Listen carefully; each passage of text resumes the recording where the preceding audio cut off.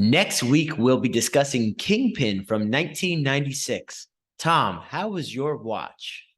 This was my first watch. I watched it yesterday in order to do our uh, first impressions. I really do like Blues Travelers at the end of the picture. I'm glad they were there and they came in. I have enjoyed other Farley Brothers movies, and I do like Woody Harrelson in certain things. Um, Bill Murray is I think pretty much I think the word comic or the phrase comic genius is overused, but I think Bill Murray, I'll call him an ironic genius. He is a master of irony, and his messy haired um a-hole is the reason to watch this film. I will say that.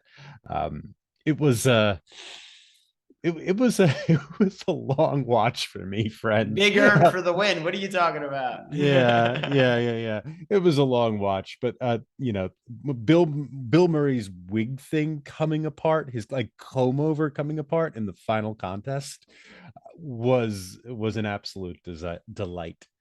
How about you, Chris? How was your first watch? This was probably like my 20th watch to rewatch this movie for this event. And I have to admit, it hasn't aged well. It's definitely one of those comedies from the 90s that's a little on the edgy side these days. But from a nostalgia point of view, from I like it point of view, I still really enjoy this movie. I laughed out loud at a couple of scenes once again, even though I've seen this so many times.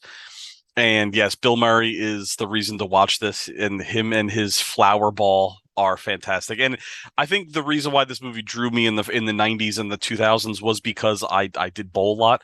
This and The Big Lebowski were like the quintessential bowling movies of that time period.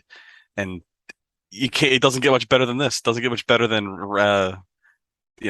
Big Earn throwing the wig into the air. I mean, it's fantastic. What about you, Nick? What do you think? When you were talking about your impression, I can't even say first impression about this being one of the two big bowling movies. I think it still is one of the two big bowling movies. Yeah, I don't think they've topped it since.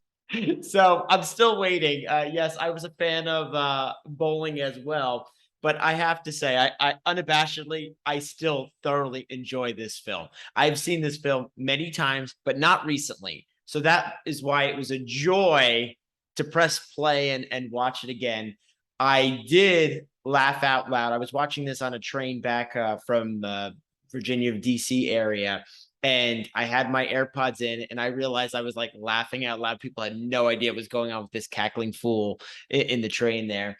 And I know so many lines. I don't know how I know so many lines, but I almost could recite this film. It shocked me. So is it a masterpiece? No, but do I enjoy every second of it? Yes. Even the really, really corny stuff. It's just fun. Yeah, I didn't realize how much of my like everyday kind of like vernacular, like stupid little sayings that I have came from bits and pieces of this movie. It really says something about me, I guess, how poor my sense of humor is, but it's a great film. Great film. Yeah, I think it's because maybe Bill Murray, I was told, improvised most of his lines, that they're the ones that made me laugh. But we'll see. Listen, sometimes we all have one foot in the frying pan and one foot in the pressure cooker, okay? I'll leave it at that. Kingpin is available on Amazon Prime Video at the time of this recording.